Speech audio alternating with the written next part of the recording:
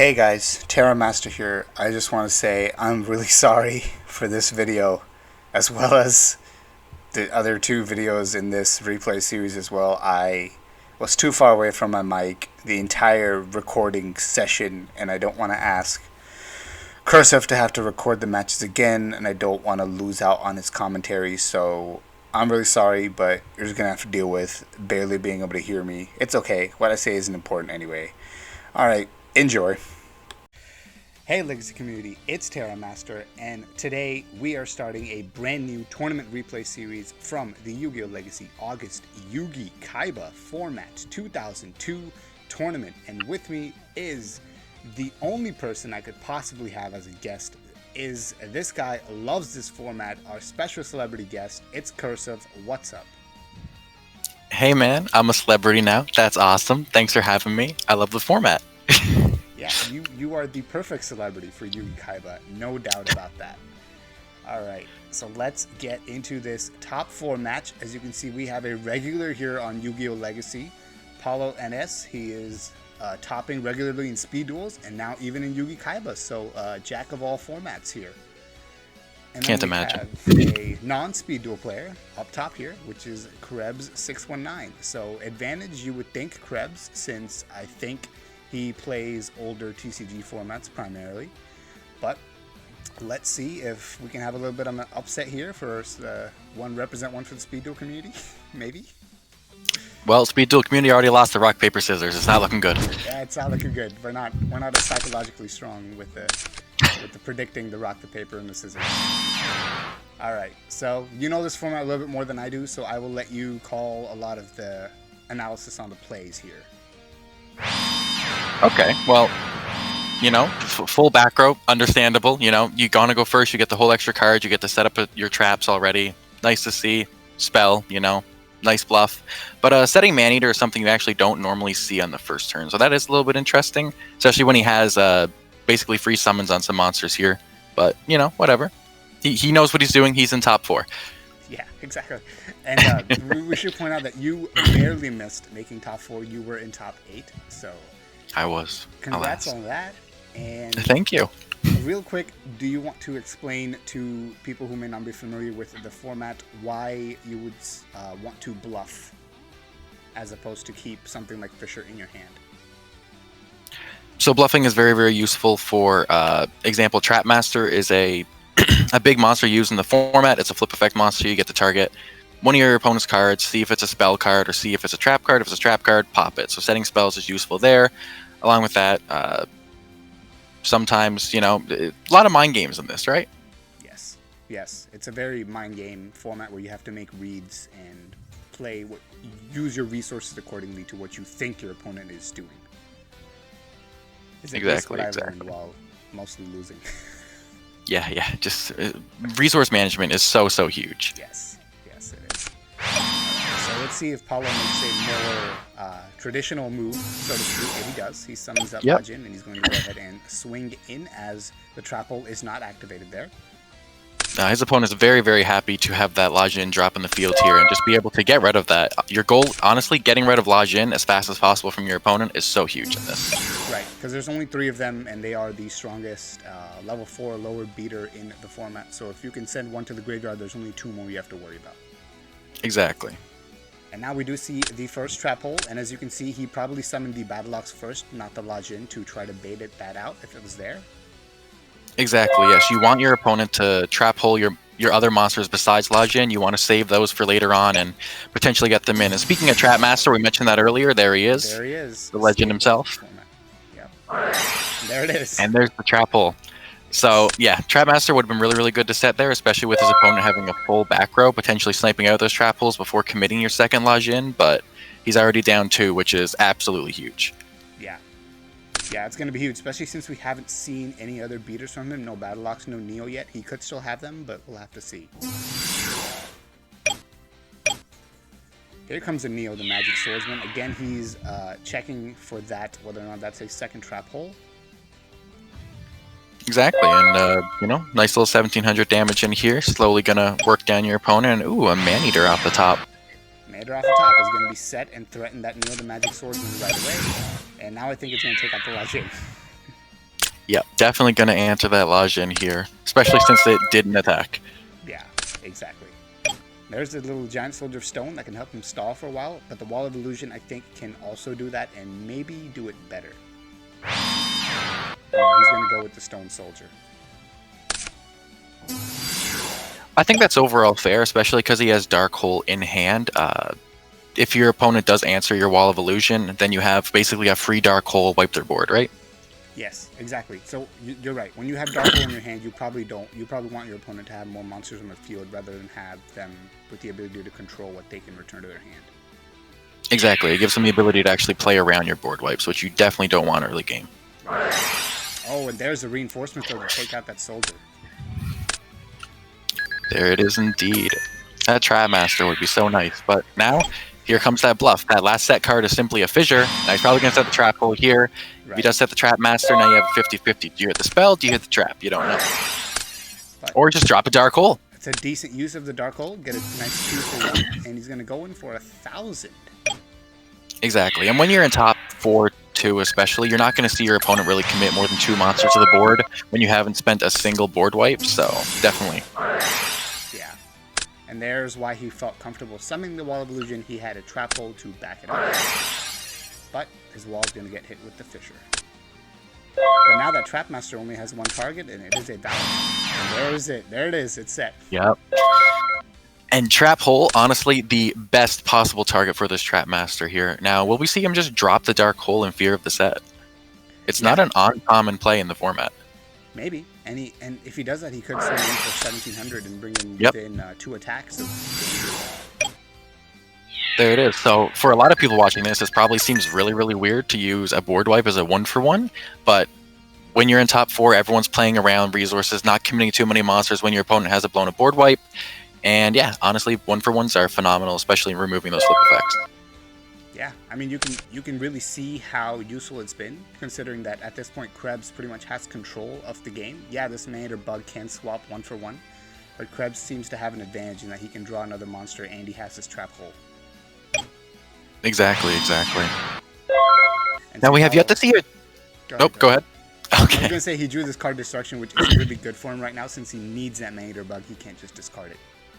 No, exactly. Yeah, no. Card Destruction is very, very dead right now. I will say, though, he's had this Soul Exchange since turn 1, and he's yet to see any Tribute here, and he's definitely playing a Soul Beat deck here, and I'm surprised he hasn't seen any of his Tribute summons after all this time. Right, yeah. And he's probably really disappointed that Terramaster didn't go off, because if he would have hit that trap hole and he draws into one of his Tributes, that would have been able to take control of the field here. Oh, yeah, 100%.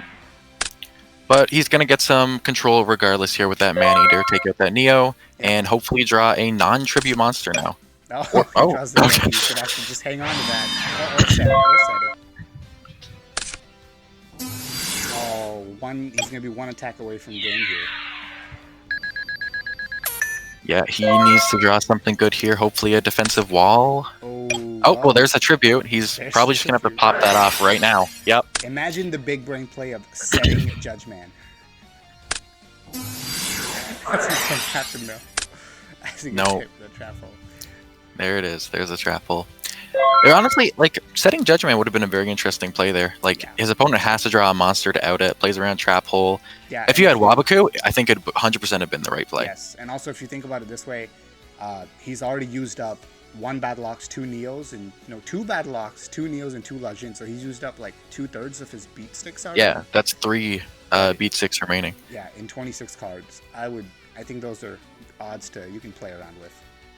Oh yeah, definitely. Oh, there's a Speaking of Wabaku. Wow, do you know these decks? Apparently I do. Yeah. I've already watched this match. Yeah, you've already watched this match. You didn't even tell me. All right, there's the Stone Soldier from Paolo coming set. And now let's see. Oh, Wall of Illusion, defensive monster war here. Yeah, Is he going to use that Raigeki on that 1 Wall of Illusion? And here's a D-Spell. Because we have those mind games with people setting their spell cards, D-Spell is actually decently played in this format. Yeah, and don't forget about Swords of Revealing Light. Yes, that as well. So let's see. He's thinking. To think here, and card Destruction. He doesn't want that D-Spell. Wants to see something else here. Soul Exchange. Not much helpful right now either. Of ruling question. I believe can you activate card destruction if your opponent has no cards in their hand? Yes, I believe so. Okay. Perfect. Yeah, because just discard as many cards as possible. He discards 0. That's as many as he can. Right. Okay. Makes sense. Now he's got another trap hole. So is this his? That is his last one. Yep. No, it's just yeah, it is. It is. Wow. Yep. Okay. That's the last trap hole from Apollo's opponent here. So another giant soldier. All right. Build a wall. It is just both players walling up here. Now we finally get to see some offensive pressure come out, but Paolo still does have that Raigeki set here. He does have that Raigeki set, and those stone soldiers are not going to allow either of these attacks to work by themselves, but here's that reinforcements to make that one work. Yeah, but that is really, really huge. And now he just has a giant soldier stone that just freely dodge the trap hole, which is really, really nice. Yep. Ooh, there's the Swords of Revealing Light. Speaking of, hey, now I know the decks. Yeah, so now he's free to go ahead and Raigeki here, throw his giant soldier stone into attack position, and not worry about getting run over, which is phenomenal. Yeah, that's really good. He dodged the trap hole. He's not worried about a beater being top deck. He's actually has a small chance to turn this around now, even though he's like one attack off from losing the game. There it is. There's the battle lock. Swords are big right now. Man, how is he topping all of his beaters when he only has 2 left, 1 left now in deck with that battle ox? Like, next draw is Lajin. That's gonna be something else. Here's another trap master. That's good. That's now, a really good draw. Eventually get rid of one of these. Now there is one counter on that swords. There it is. Yep. There it is. Yeah. Yep. Back to defense. Oh, stone soldier. Okay, it wasn't Lajin. At least we know he's not stacking all his beaters in one place. There's the Trap Master. Is he going to hit the Wabaku? He's going to hit the Wabaku. Okay. Yeah, and his opponent's just gonna... Yep, that's fine. That's totally fine. You took out the Wabaku on a turn where you weren't planning on attacking anyway. Ooh, there's a big summon skull coming in from Krebz. But obviously, you don't need to play it if you're not planning to attack.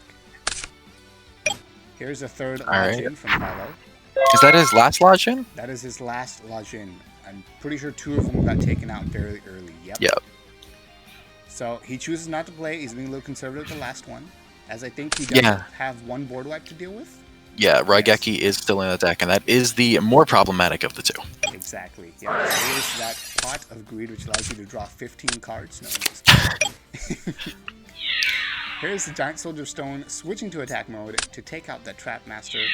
Battle Lock's going to go ahead and try to check that face down. It will get bounced back to hand along with a small 150. Remainder Bug will get set in its place.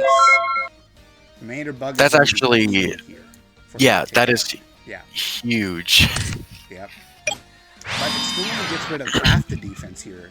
Not all of it. Here comes that Lajin. He's going to try to take out that Stone Soldier, but the Trap Hole is going to stop it. It's funny. Yeah, and this is... Go ahead. Any of his Lajins even get to attack? No, no, one of them did, but it got man-eatered. Oh, that's right. Yeah, so none of them even really got to get any damage in. No, yeah, none of them got any damage in. But going on the offensive here by Paolo is very, very smart. Being able to answer that man-eater bug is so huge, because if he didn't do that and man-eater did flip up, pop that stone soldier, could have crashed it into the Wall of Illusion, went back to hand and reused that man-eater bug, which is detrimental. Yeah, that is.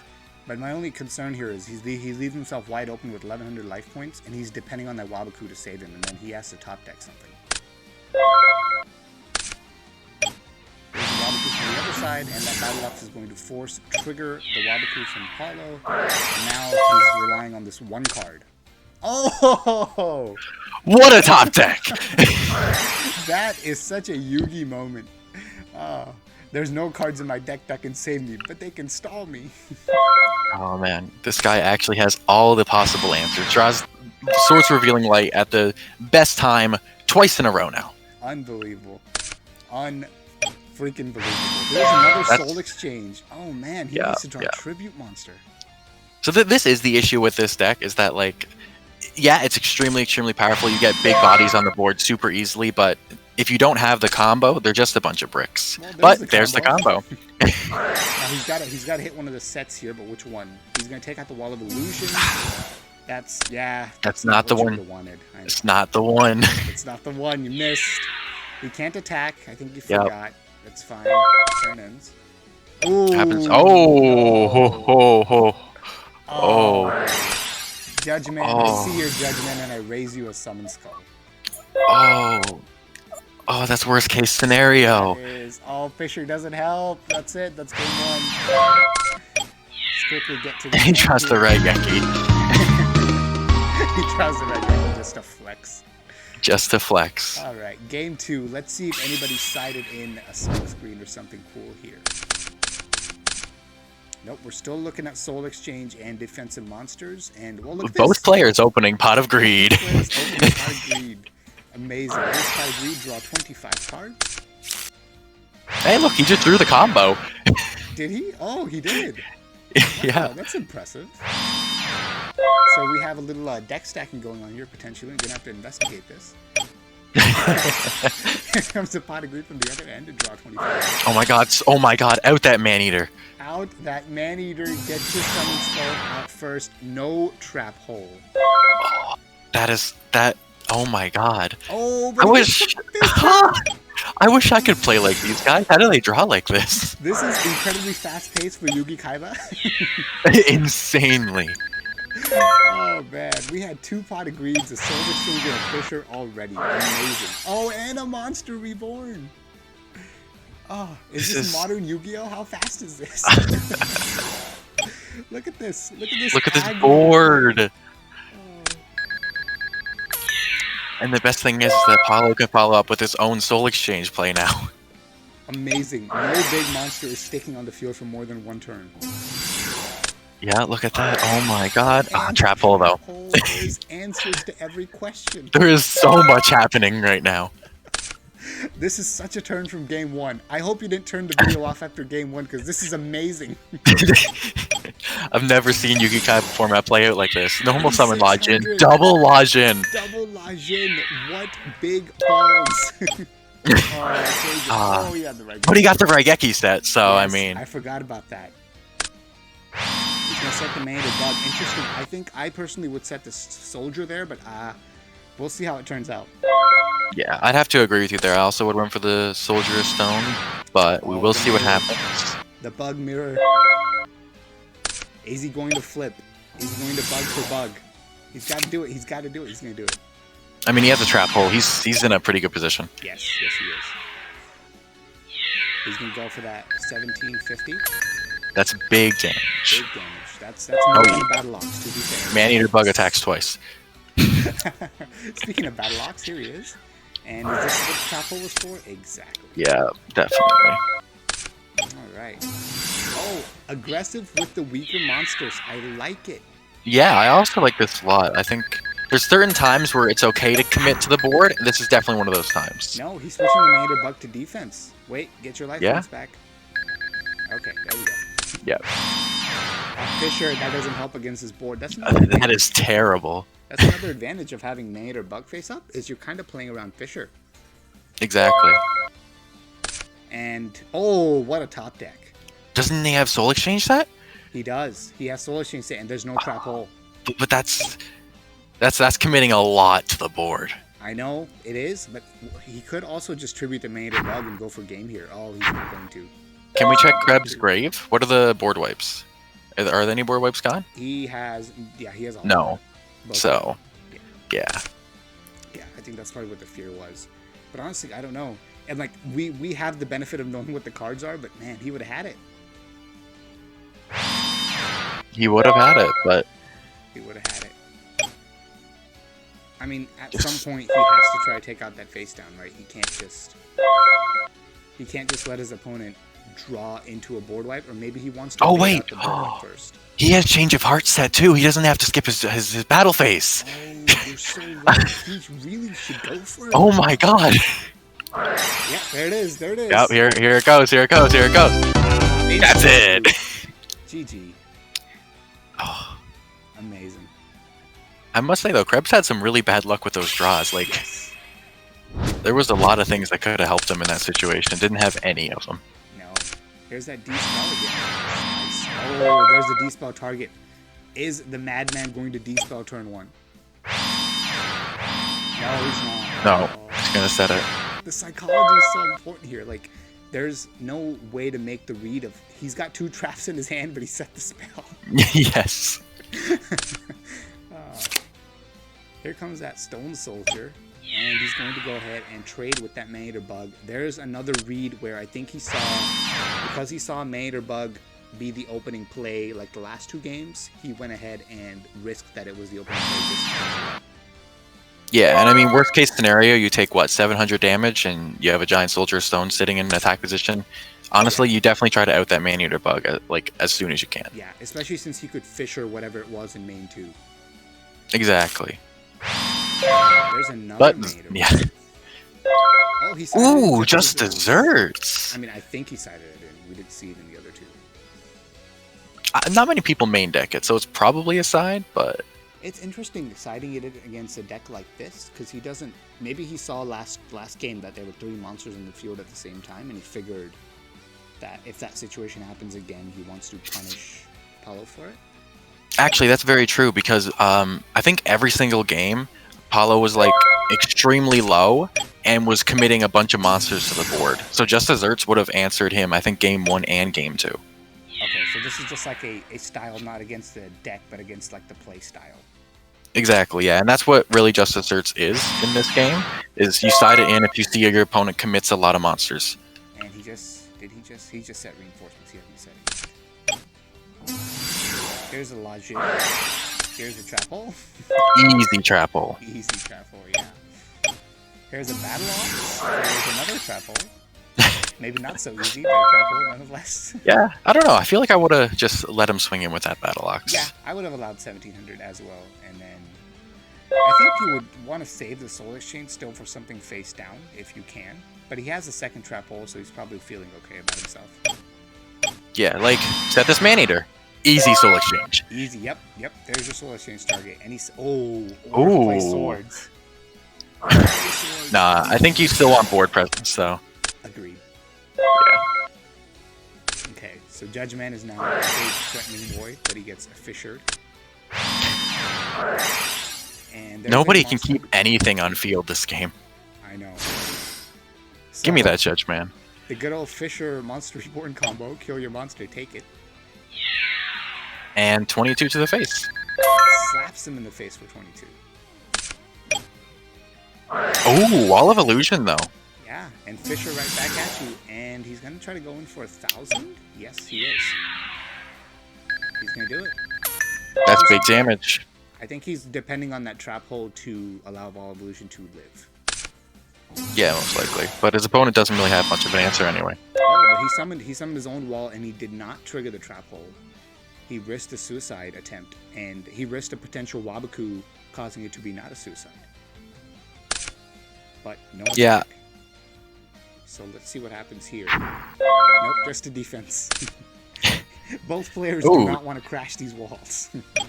No, they're just chilling, you know. Gotta try not to die. Paolo is very used to being beat down early game. His hand is not looking so great. Ooh. It's just looking worse now. Yeah, it's not looking good at all. This is the issue with this deck.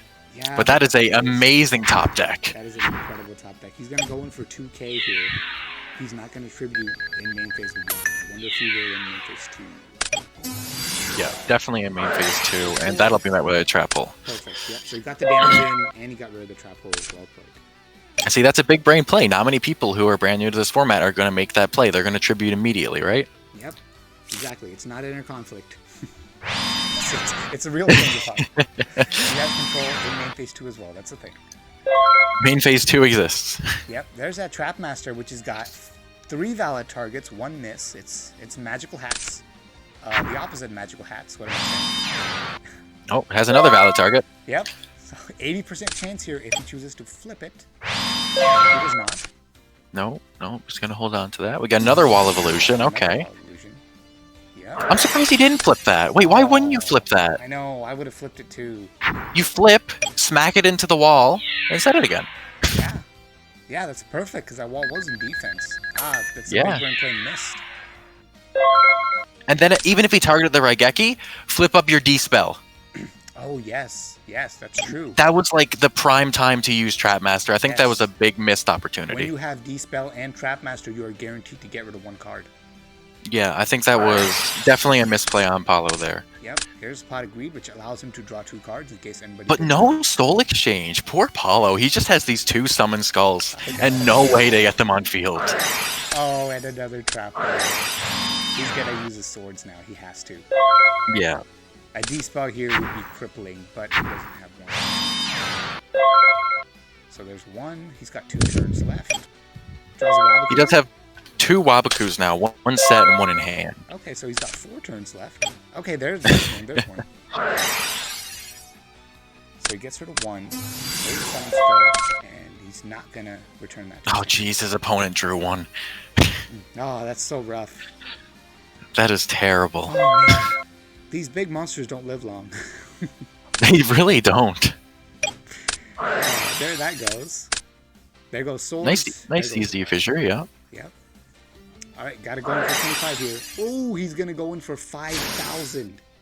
That's big damage for Yugi-Kaiba format. That is huge damage. That is probably the most you'll see, other than if a big blue eyes combo goes off, which isn't very often. And now it's 0 damage. Oh, just desserts. He accidentally cut his own life points. No, it's not like that. It doesn't have a cost. It does not. So that but that did bring him within range. Yep. But we do know that Paolo has the Wabaku. Yep. Oh, but he does have Soul Exchange. That's an easy wall. He has 2 Soul Exchange, actually. Yep. Just do another one in case he didn't have that first one already. Paolo's the one that needs the card destruction. Yeah. Sad. Okay. Those are solid draws, though, off that card destruction. Yes. Wabaku, Wall of Illusion. That's the combo. That is the combo. And he's going to do it right here. There it is. There that is. Bounce. What are the back row cards on Krebs' side? They are. Yeah, there is the Soul Exchange. So, sadly, bouncing that back might actually not work out towards him. Yeah. Interesting, he hasn't used the D-spell yet at all. Maybe he's waiting for his swords and he doesn't want to blindly guess on something? Maybe. I don't know. Yeah, because I still think there were... Yeah, he's... Okay. Okay. So I mean, this is... He feels pretty confident in game here. I really can't blame him. That's it. He didn't get a chance to use a change of heart. He didn't really get a chance to confidently use the D-spell. And that was it. He drew too many summon skulls. He really did. Oh my god. Yeah, sadly. Alright, as we see milling the whole deck here just to show it off to you guys. The crazy thing is, though, is that if he did flip up that Trapmaster and potentially targeted the Raigeki, he might have actually won that game. Yes, that's true. That was probably the big play where actually missing with Trapmaster would have been the best outcome. Yeah, that's what I would say. Which you don't see very often, but yeah, that's just how it works out sometimes, right? Because the spells are actually the strongest cards in the format, so those are really the ones you want to take out. Exactly. And that's where card destruction comes in a lot too, is where if you can take out their Raigekis and their Dark Holes from their hand, then you don't have to worry about board wipes anymore, and that puts you in such a good position. Another reason I forgot to mention why setting spells are good. Card destruction. Yes, exactly. Yep. Yeah, I was expecting you to say that when I asked you. Disappointing. I'm sorry. All right. Well, that's it for this game. We'll see you for the next top 4 match to see who gets to face Krebs in the finals. Until then, Terramaster and Curseof out.